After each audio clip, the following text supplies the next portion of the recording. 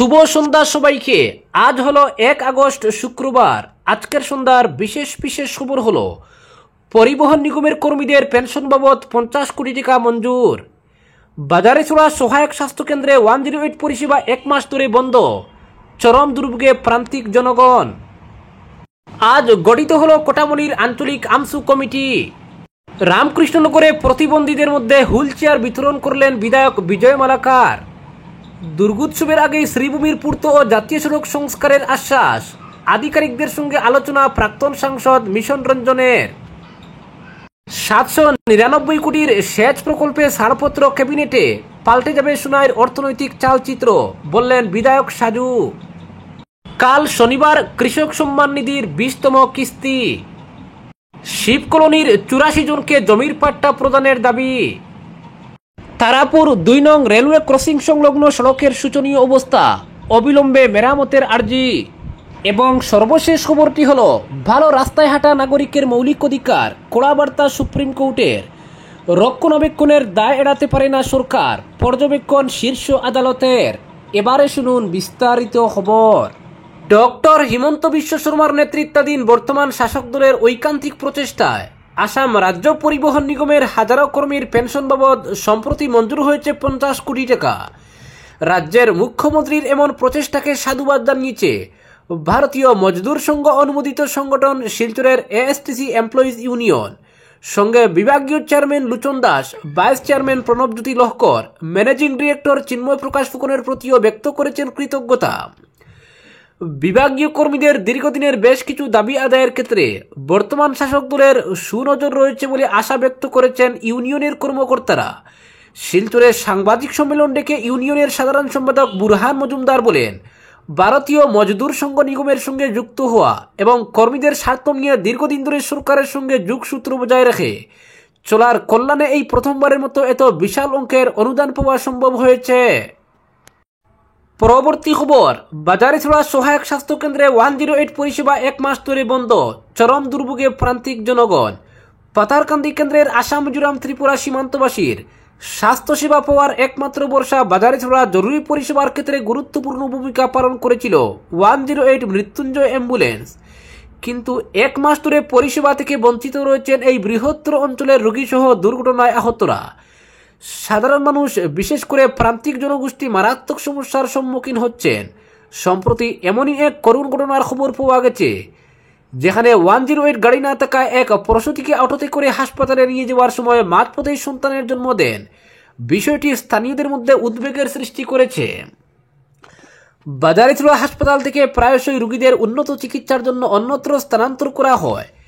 এক্ষেত্রে 108 গাড়ি একমাত্র নির্ভরযোগ্য বাহন ছিল। তাছাড়া অনেক পরিবার গর্ভবতী বা গুরুতর অসুস্থ রোগীদের দ্রুত হাসপাতালে আনার ক্ষেত্রে 108 পরিষেবার উপরই ভরসা রাখেন। এখন সেই সুযোগ থেকেও তারা বঞ্চিত। স্থানীয়রা স্বাস্থ্য বিভাগের ঊর্ধ্বতন কর্তৃপক্ষের দৃষ্টি আকর্ষণ করে দ্রুত বাজারেছড়া সহায়ক স্বাস্থ্যকেন্দ্রে 108 গাড়িটি পুনর্বহালের দাবি জানিয়েছেন। স্থানীয় সূত্রে জানা গিয়েছে, মাসখানেক আগে 108 নম্বর গাড়িটি যান্ত্রিক ত্রুটির কারণে বিকল হয়ে পড়ে এবং তা মেরামতের জন্য পাঠানো হলেও এখন পর্যন্ত গাড়িটি ফিরে আসেনি। পরবর্তী খবর, ভালো রাস্তায় হাঁটা নাগরিকের মৌলিক অধিকার, কড়া বার্তা সুপ্রিম কোর্টের। সুরক্ষিত চলাচলের উপযুক্ত এবং ভালো রক্ষণাবেক্ষণ করা রাস্তা পাওয়া প্রতিটি নাগরিকের মৌলিক অধিকার, মন্তব্য সুপ্রিম কোর্টের। শীর্ষ আদালতের মতে সংবিধানের 21 অনুচ্ছেদের অধীনে বেঁচে থাকার অধিকারের পরিধিতেই পড়ে এই অধিকার। তাই রাজ্যের দায়িত্ব রাস্তার উন্নয়ন ও রক্ষণাবেক্ষণ নিশ্চিত করা। উন্নয়নের নামে সব দায়িত্ব বেসরকারি সংস্থার কাঁধে ঝুলিয়ে দিয়ে দায় এড়াতে পারে না সরকার। গত 30 জুলাই বিচারপতি জেবি পারদিওয়ালা এবং বিচারপতি আর মহাদেবনের ডিভিশন বেঞ্চ মধ্যপ্রদেশ সরকারের দায়ের করা একটি মামলার শুনানি চলাকালীন এই মন্তব্য করে। ঘটনার প্রেক্ষিতে জানা যায়, একটি রাস্তা নির্মাণে গাফিলতির অভিযোগ তুলে মধ্যপ্রদেশ সরকার হাইকোর্টে একটি রিট পিটিশন দায়ের করে সংশ্লিষ্ট বেসরকারি সংস্থার বিরুদ্ধে। সেই সংস্থা দাবি করে কোনো রাজ্য সরকার তাদের বিরুদ্ধে রিট পিটিশন দায়ের করতে পারে না। যদিও হাইকোর্ট সেই যুক্তি খারিজ করে দেয় এবং রাজ্য সরকারের পিটিশন গ্রহণ করে। এই রায়কে চ্যালেঞ্জ জানিয়ে সংস্থাটি সুপ্রিম কোর্টের দ্বারস্থ হলে শীর্ষ আদালত হাইকোর্টের রায় বহাল রাখে। পাশাপাশি আদালত রাজ্য সরকারকেই রাস্তার মান বজায় রাখার মূল দায়িত্বের কথা মনে করিয়ে দেয়। সুপ্রিম কোর্ট পর্যবেক্ষণে জানায়, মধ্যপ্রদেশ হাইওয়েজ অ্যাক্ট 2004 অনুযায়ী রাজ্য সরকারের উপরেই রাস্তার উন্নয়ন, নির্মাণ ও রক্ষণাবেক্ষণের দায়িত্ব বর্তায়। আদালতের মতে দেশের যে কোনো প্রান্তে অবাধে চলাচল করার অধিকার সংবিধানের 19(1)(g)র অন্তর্গত মৌলিক অধিকার, আর তাই এই চলাচলের অধিকার সুনিশ্চিত করতে হলে সরকারকেই পরিকাঠামোর মান বজায় রাখতে হবে। আদালতের কড়া মন্তব্য, রাস্তা নির্মাণ ও রক্ষণাবেক্ষণের দায়িত্ব প্রাইভেট কন্ট্রাক্টরদের হাতে ছেড়ে দিলে তা অবহেলার শিকার হতে পারে। রাজ্য সরকার এই দায়িত্ব নিজস্ব কর্পোরেশন বা সরকারি ইউনিটের মাধ্যমে পরিচালনা করুক, যাতে সুনির্দিষ্ট জবাবদিহি থাকে। পরবর্তী খবর, তারাপুর END কলোনি থেকে করিমগঞ্জ রোড হয়ে রামনগর যাওয়ার পথে 2 নম্বর রেলওয়ে ক্রসিং সংলগ্ন অংশটি বিগত বেশ কিছুদিন থেকেই বেহাল রূপ ধারণ করেছে, যার ফলে অনেক দুর্ভোগ পোহাতে হচ্ছে এই রুটের যাত্রীদের। স্থানে স্থানে পিচ উঠে গর্ত হয়ে এবং সিসি ব্লক ভেঙে গিয়ে রাস্তাটি ভয়াবহ রূপ ধারণ করেছে। যাত্রীদের অনেক ঝুঁকি নিয়ে যাতায়াত করতে হচ্ছে। এ ব্যাপারে কথা বলতে গিয়ে স্থানীয়রা জানান, অনেক দিন ধরে শোচনীয় অবস্থায় রয়েছে ক্রসিং সংলগ্ন রাস্তার অংশটি। রাস্তাটির মধ্যে বড় বড় গর্ত হওয়ার ফলে যানবাহন, বিশেষ করে অটো ও টুকটুক প্রায় প্রত্যেক দিনই ফেসে যায় এবং এতে ভয়ঙ্কর ট্রাফিক জ্যামের সৃষ্টি হয়। বর্তমান বৃষ্টির মরশুমে সামান্য বৃষ্টিপাত হলেই এই অংশটির অবস্থা আরও খারাপ হয়ে যায় এবং যানবাহনের চলাচল হয়ে ওঠে আরও ঝুঁকিপূর্ণ।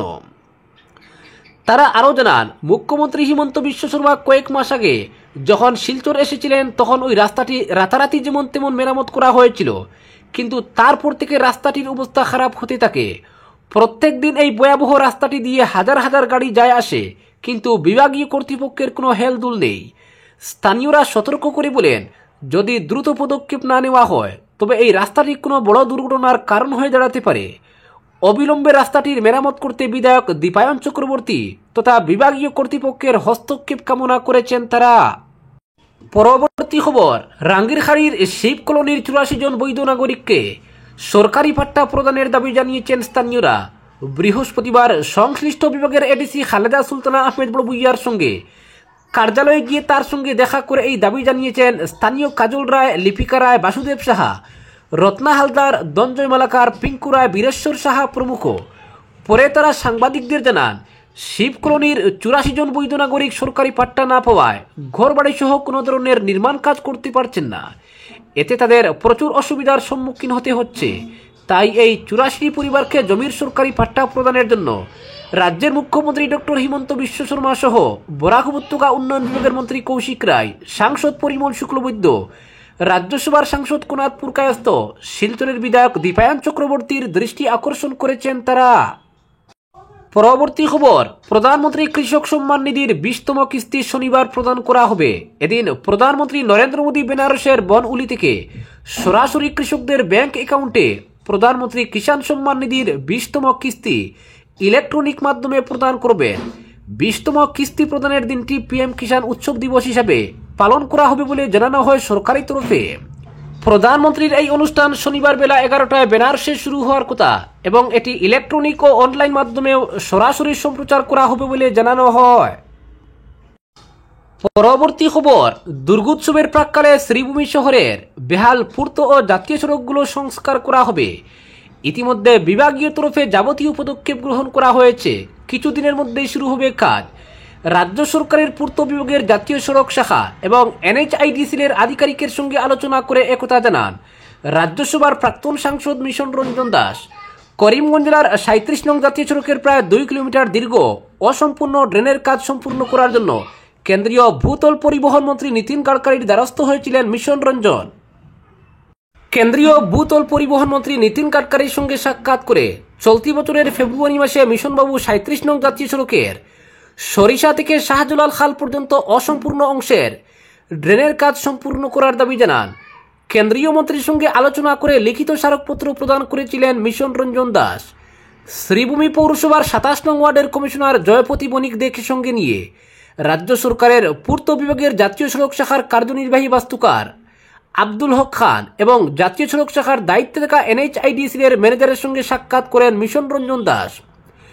শিলচর রোডের দিকে 2 কিলোমিটার ড্রেনের কাজ কখন শুরু হবে, অর্থাৎ কেন্দ্রীয় সড়ক পরিবহন মন্ত্রীকে প্রেরিত দাবিপত্র অনুযায়ী কাজের অগ্রগতি সম্পর্কে জানতে চান মিশনবাবু। বিভাগীয় কর্তারা জানান শীঘ্রই কাজ শুরু হবে। অন্যদিকে শহরের পেট্রোল পাম্প থেকে সুতারকান্দি পর্যন্ত রাস্তার মেরামতির কাজ কেন হচ্ছে না জানতে চাইলে তিনি বলেন, আগামী কিছুদিনের মধ্যে কাজ শুরু হবে এবং 1 মাসের মধ্যেই শেষ করা হবে। অর্থাৎ দুর্গোৎসবের আগেই বেহাল পূর্ত ও জাতীয় সড়কগুলো সংস্কার করা হবে বলে জানান প্রাক্তন সাংসদ মিশন রঞ্জন দাস। পরবর্তী খবর, আজ করিমগঞ্জ জেলা আমসুর অন্তর্গত বৃহত্তর কোটামণি নাগরা অঞ্চলের যুবকদের নিয়ে কোটামণি হাই স্কুলে করিমগঞ্জ জেলা আমসুর সাধারণ সম্পাদক বদরুল ইসলাম জবরুল সাহেবের সভাপতিত্বে সভাপতি আলিমউদ্দিন, সাধারণ সম্পাদক জাহির উদ্দিন ও শামসুজ্জামান সহ আমসুর শক্তিশালী 31 সদস্য বিশিষ্ট কোটামণি আঞ্চলিক কমিটি গঠন করা হয়। উক্ত সভায় উপস্থিত ছিলেন আমসুর কেন্দ্রীয় কমিটির সাংগঠনিক সম্পাদক কাজী সাদিক আক্তার, করিমগঞ্জ জেলা আমসুর সাধারণ সম্পাদক বদরুল ইসলাম জবরুল, জেলা আমসুর উপদেষ্টা আবু সুফিয়ান সহ অন্যান্যরা। সভায় মুখ্য অতিথি হিসেবে উপস্থিত হয়ে কাজী সাদিক আক্তার বলেন, বিশেষ করে অবৈধ মদ, গাঁজা ও ড্রাগস ইত্যাদি নির্মূলের লক্ষ্যে আমসুর ভূমিকা সক্রিয় থাকবে। সাদিক আক্তার আরও বলেন, ড্রাগস মুক্ত করিমগঞ্জ জেলা গঠন করতে হলে সমাজের সর্বস্তরের মানুষ সচেতন থাকতে হবে, সাথে পুলিশ প্রশাসনকে সহযোগিতা করে কাজ চালিয়ে যেতে হবে বলে জানান সাদিক। করিমগঞ্জ জেলা আমসুর সাধারণ সম্পাদক বদরুল ইসলাম জবরুল বলেন, কোটামণি এলাকায় বিভিন্ন ধরনের অসামাজিক কার্যকলাপ চলছে। এই নির্মূলের জন্য প্রশাসনের সাথে সহযোগিতা করে আমসু কাজ করে যাবে। নবগঠিত কোটামণি আঞ্চলিক আমসুর সভাপতি আলিমউদ্দিন ও সাধারণ সম্পাদক জাহির উদ্দিন শামসুজ্জামান বলেন, আমাদের উপর আমসুর জেলা কমিটি যে গুরুদায়িত্ব অর্পণ করেছেন সেটা সুন্দর সুষ্ঠুভাবে পরিচালনা করবেন বলে সবাই আশ্বস্ত করেন। পরবর্তী খবর, সুনাই জল সিঞ্চন প্রকল্পের জরিপে রাজ্য মন্ত্রিসভা 799 কোটি টাকার অনুমোদন দিয়েছে। বৃহস্পতিবার এই সিদ্ধান্তে সায় দিয়েছে আসাম ক্যাবিনেট। এর ফলে বহু প্রতীক্ষিত সেচ প্রকল্পটির বাস্তবায়ন প্রক্রিয়া এক ধাপ এগিয়ে গেল বলে মনে করছেন এলাকার বিধায়ক করিমউদ্দিন বড়ভূঁইয়া। 147 কিলোমিটার দীর্ঘ এই প্রকল্পের জরিপের মাধ্যমে সেখানকার বসতি প্রধান অঞ্চলগুলির বিশ্লেষণ, মূল প্রকল্প পরিকল্পনা, ক্যানেল লেআউট এবং কমান্ড এরিয়া ম্যাপিংয়ের কাজ হাতে নেওয়া হবে।